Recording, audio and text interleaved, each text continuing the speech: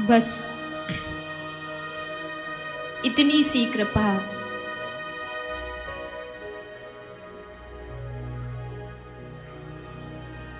हम अधमों पर भी कर दो कि संसार की सब वासनाएं खत्म हो जाएं, संसार के सारे संबंध खत्म हो जाएं,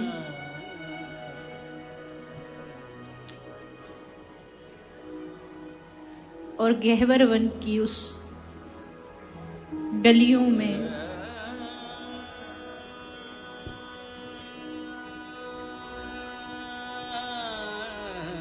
श्री राधा नाम लेकर के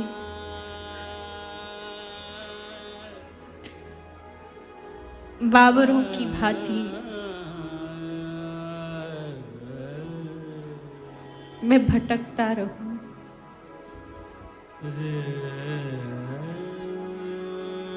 इस संसार सागर से उबरना आसान नहीं है। नाचो बहुत गोपाल अब मैं, सूर जैसा महात्मा कह रहा है, काम क्रोध को पहिर चोलना, कंठ विषय की माल, नाचो बहुत गोपाल। जन्म जन्म हम नाचते ही रहते हैं, कभी मन के इशारों पर, कभी संसार के लोगों के इशारों पर, कभी परिवार के इशारों पर, कभी अपने कभी पराए, कभी इंद्रियां हमेशा नचाती रहती। ये नाचना कब बंद होगा? जब तुम कृपा करोगे।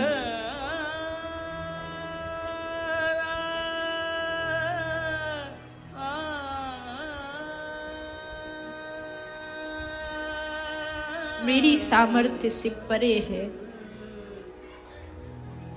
प्रेम की बातें करना बहुत आसान है, प्रेम की व्याख्याएं देना बहुत आसान है,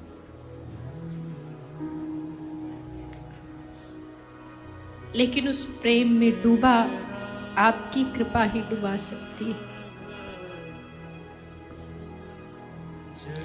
आप स्वामी की भी स्वामिनी हैं, आप इष्ट की भी इष्ट हैं।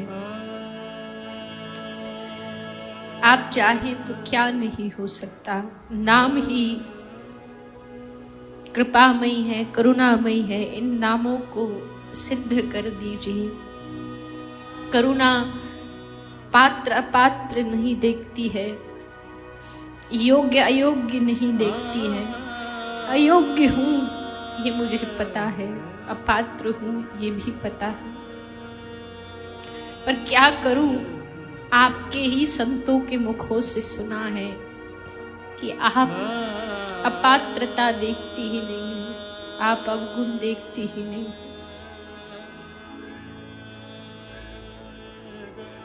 फिर मेरी बारी में अवगुण क्यों?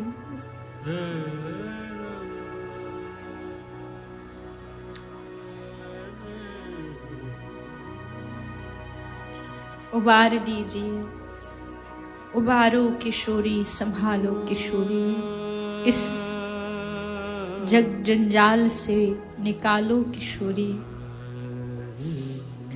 इस दलदल में जीव घुसता ही चला जाता है, घुसता ही चला जाता है, माया खींचती चली जाती है।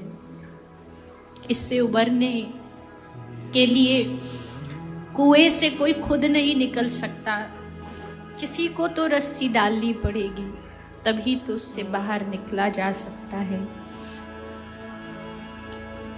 आपकी कृपा वो रस्सी है जो जीव को, जो हमको इस भवकूप से बाहर निकाल सकती है। इसलिए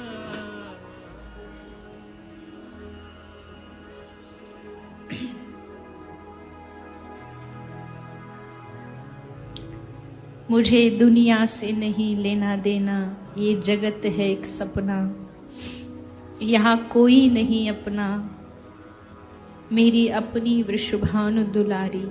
ये कौन कह सकता है?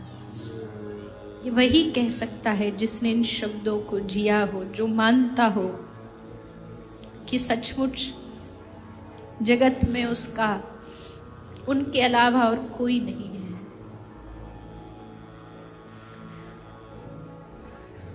ब्रज में एक नहीं हजारों महात्मा हैं, सब कुछ त्याग करके पड़े हैं। कुछ पाया है उन्होंने तभी पड़े हैं, कुछ मिल रहा होगा उनको। जब मिलता नहीं तो आदमी क्या क्या कर्म करेगा? मिल रहा है तभी तो ब्रज में पड़े हैं। इसलिए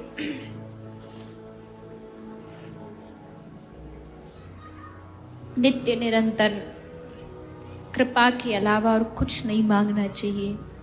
एक ही चीज जब बार बार मांगी जाएगी तो एक ना एक दिन उसकी सुनवाई अवश्य होगी, जरूर होगी।